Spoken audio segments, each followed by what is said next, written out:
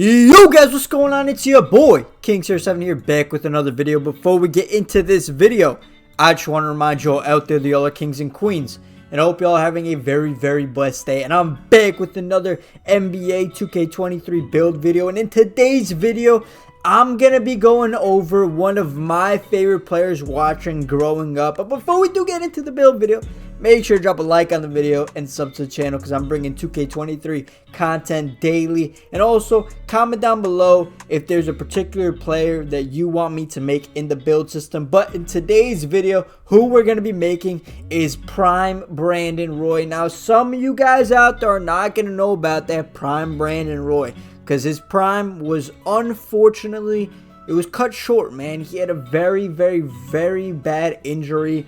That basically, I think he took 2 years off, and then he tried coming back, and it just was never the same. I think he retired. He only played a total of 5 or 6 NBA seasons. It was just very unfortunate. He went on to retire basically after his injury, and then yeah, he came back 2 years later, played 5 games, was like, yeah, I can't do this. It's not holding up well for me. It's really unfortunate. Before he had that horrific injury, he was on 3 straight all-star teams. He was averaging 23 points per game back in the late 2000s, that was pretty difficult to do. Those type of games were ending with like 80 and 90 points. But he was a certified bucket, and obviously I'm a Nets fan. If you guys don't know, you can tell by my profile picture on the channel. I'm a Nets fan. And it would always, it would always light up a smile on me, because every time he went to the Garden and played against the Knicks, this guy dropped 50 points. I don't know what it was, but he loved playing there, and he was dropping 50 every time. But his game was so smooth. Like, I really can't even, think of a... Comment down below a player in today's NBA that you think plays like him. As I'm showing you the attributes, I'm just going to think about it in the back of my head. But he's a shooting guard. He's 6'6", 212 pounds. And then we're going to put the wingspan up to 7'3". 7'3", go ahead and max it out. Starting with the finishing attributes, he was a very good finisher at the rim. I wouldn't say elite, but he was very good. So we're going to go ahead and put that driving dunk up to the 86, as we do with most builds.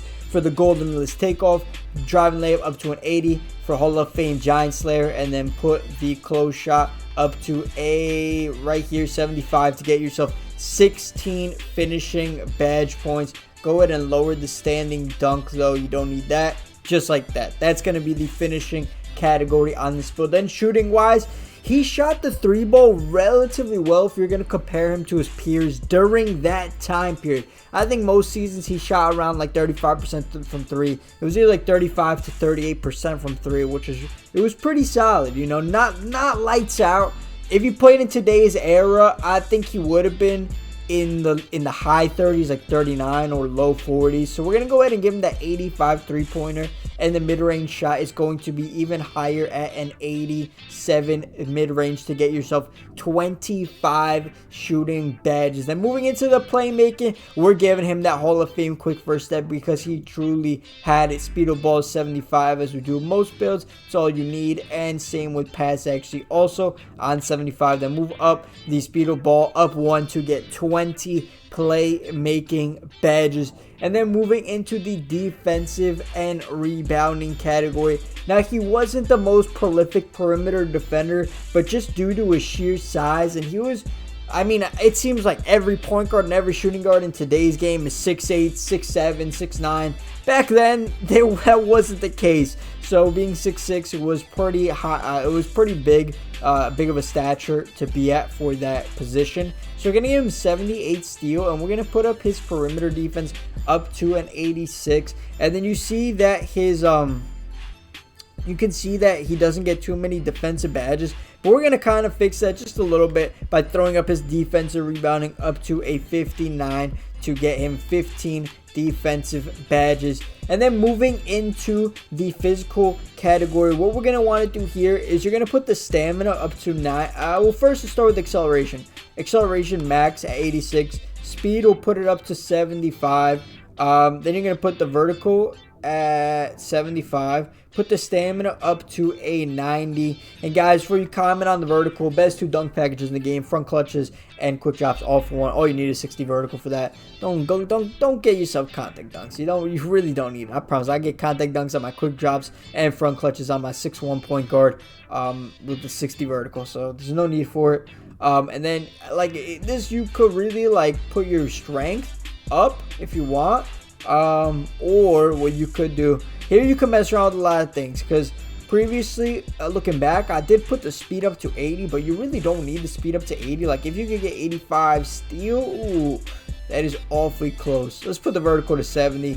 Get yourself 85 steal for that silver glove. So much more important than having that vertical. And then if you really want, you could go ahead and throw, can you get an extra badge point here or here? Nope, you cannot. Maybe on finishing, can we? No, we can't. And can we check on defense? Oh, you can. If you put your steal up to 86, you get an extra badge point. But can we get 17 through rebounding? No, we can't even get 17 through rebounding. So let's go ahead and put this back to 59 and then put 1 on steal to get yourself 17 defensive badges.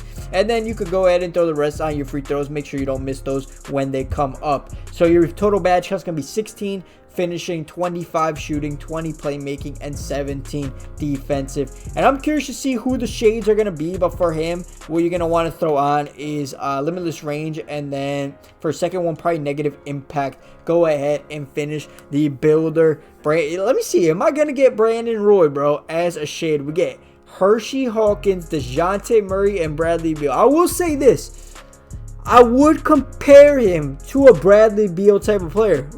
Thinking about it, I would. Not as sharp of a sharpshooter, but a better all-around offensive game. But Bradley Beal's a really good offensive player, man. But I do think that's a fair comparison to today's era would be Bradley Beal. But let's go ahead and test the build, show you guys what badges to put in each category. So what we're going to want to do here, like I say in all my videos, you get 6 extra badge points, 2 from hitting level 39 in each season, and 4 from becoming from completing Rebirth quests or from becoming a starter in the NBA. So you want to make sure this is at 17. Once at 17, you go ahead core limitless, buy posterizer or slithery, and then with your 10 extra badge points, Giant Slayer Hall of Fame, Rise Up bronze, Fearless Finisher silver, and that is going to be 9. So you need 1 more badge point. You go ahead and throw Pro Touch, or take off Rise Up, throw Pro Touch on silver or Acrobat on silver. Really up to you, playing your personal play style.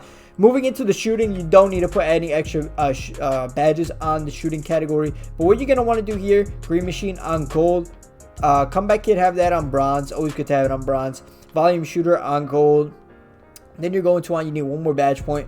Go ahead and throw Mini Magician on gold as well. And then you got 13 badge points to mess around with here. We're going to end up putting on Blinders, core that, then buy Agent 3 and Limitless Range. And then you got 1 more badge point left over, which you could put on Amped. Moving into the playmaking category, we're going to want to throw on Quick First Step on Hall of Fame, obviously. Unpluckable gold, Bailout on bronze. And then you come down here and throw on Clamp. Ooh, wow, wow, wow. Okay, so you want to make sure to have one of your 6 badges on finishing, the other on your playmaking, because you want Clamp Breaker, core that on gold, and then you could buy Handles for Days with 6, just like that, and you would be good to go. Wait, why did it let me core it? If I only had, wait a second. I have 6 badge points, and I click Y on Clamp Breaker, and it lets me core it. Wait, what? And then for your 4 remaining badge points that you get, I would personally put them all on defense, because this is why. You're going to end up having, we'll throw Pick Dodger on gold, throw Menace on gold. You don't get chased down or anything like that. But what you are going to get is actually, yeah, you need to have it. And then you have 4, so that'd be 11, right? So with those 11, what you do is you core Clamps, and then you still have 11. So you buy gold glove and bronze interceptor. That's what you're gonna do with those extra 4 badge points. And that's gonna be the build. That is going to be the Brandon Roy build. Comment down below if there's anything you change, whether it's the attributes or the badge count. And if you guys did overall enjoy the build video, make sure to drop a like, comment, and subscribe. It's been your boy, King7, and I'm out. Peace.